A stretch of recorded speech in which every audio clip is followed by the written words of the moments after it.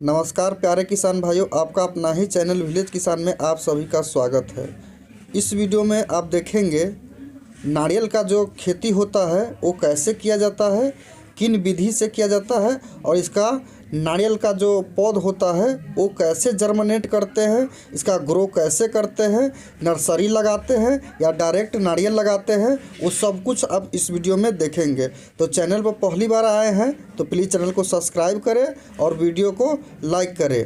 तो चलिए वीडियो की तरफ आगे बढ़ते हैं। जिस ज़मीन पर हमें नारियल की खेती करना है उस ज़मीन पर 3 फीट के लंबाई और 3 फीट के चौड़ाई में स्क्वायर में एक गड्ढा खोद ले और 3 फीट गहरा भी होना चाहिए। कुछ इस प्रकार से आप गड्ढा खोद सकते हैं। तो ये 1 फीट से ज़्यादा है और 1.5 फीट के अंदर में है, तो 1 फीट से ज़्यादा और 1.5 फीट के अंदर में है। तो इस प्रकार से आप खोद ले गड्ढा 3 फीट लंबाई और 3 फीट चौड़ाई और गहराई भी 3 फीट होना चाहिए। और अच्छी तरीक़ा से उसको मिट्टी जो होता है वो सारे निकाल दे। निकालने के बाद जो मिट्टी बचा हुआ रहता है उस मिट्टी में जो सड़ा हुआ गोबर का जो खाद आता है, ये जो आप देख रहे हैं यहाँ पर, वो ज़्यादा मात्रा में ले आप यहाँ से देख सकते हैं। इस यहाँ से आप ले सकते हैं। तो 10 से 15 किलो के आसपास आप यहाँ से खाद ले सकते हैं।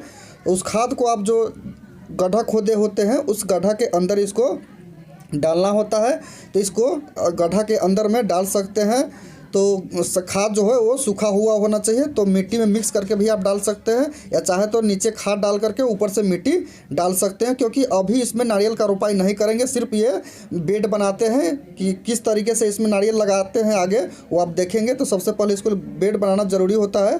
तो इस प्रकार से पहले बेड बना लेते हैं। तो गोबर के खाद डाल देने के बाद जो हम होते हैं कि ये जो मिट्टी आप देख रहे हैं इसको हम अब इसमें डाल देते हैं। तो मिट्टी को हम इस प्रकार से डाल देंगे। और जब आप गड्ढा खोदेंगे तो 2 से 3 दिन के लिए अगर सूखने के लिए छोड़ देते हैं तो उसमें के जितने लार्वा जो होते हैं, कीड़ा होते हैं, वो मर जाते हैं।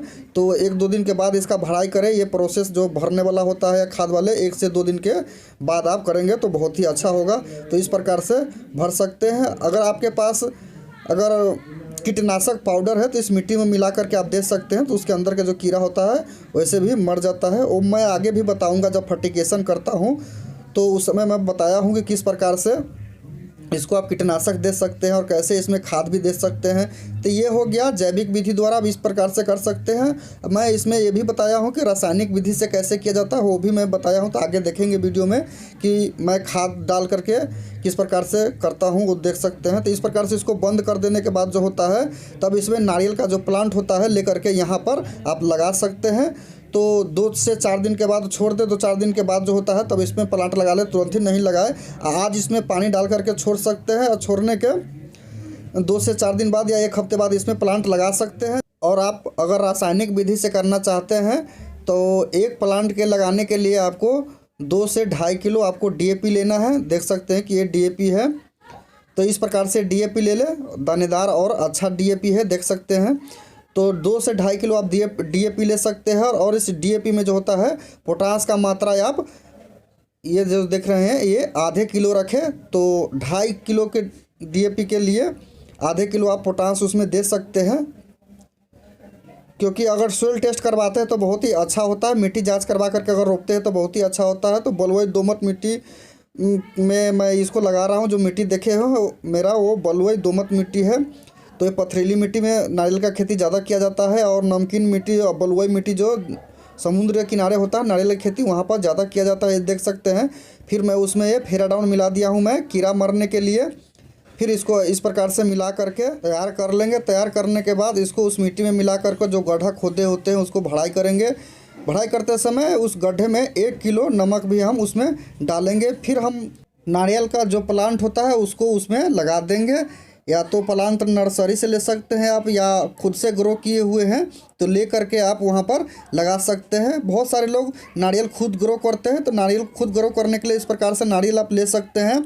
और इसके ये जो देख रहे हैं पीछे वाला हिस्सा इसको ज़मीन के अंदर लगाना पड़ता है, मतलब आधे गाड़ना पड़ता है और आधे खुला रखना पड़ता है ऊपर से। तो आधे ज़मीन में इस प्रकार से गाड़ दे और ये वाला हिस्सा जो होता है वो ऊपर से रहने दे और इस पर डेली पानी दे।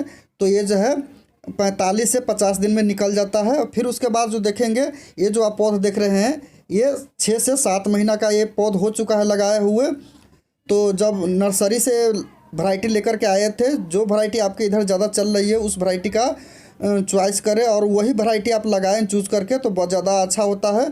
तो इस प्रकार से लगा करके 8 से 10 फीट के अंतराल पर इसका पौध लगा सकते हैं। तो 10 फीट के अंतराल पर पौध से पौध की दूरी रखें और लाइन से लाइन की दूरी 12 फीट रख करके इसका खेती आप कर सकते हैं और बहुत ही ज़्यादा उपज और अच्छा फसल होता है।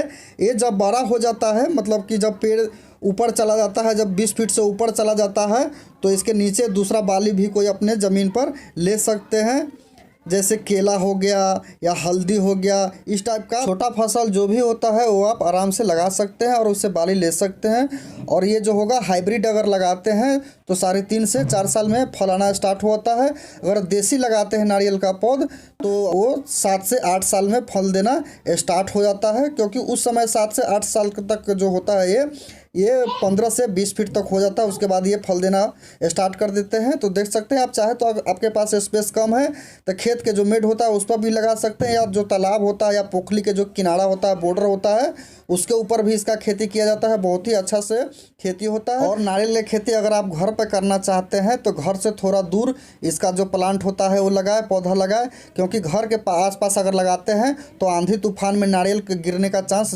ज़्यादा होता है, तो उससे आपको नुकसान हो सकता है। तो वीडियो कैसा लगा कमेंट करके ज़रूर बताएं। चैनल पर पहली बार आए हैं तो प्लीज़ चैनल को सब्सक्राइब करें और वीडियो को लाइक करें।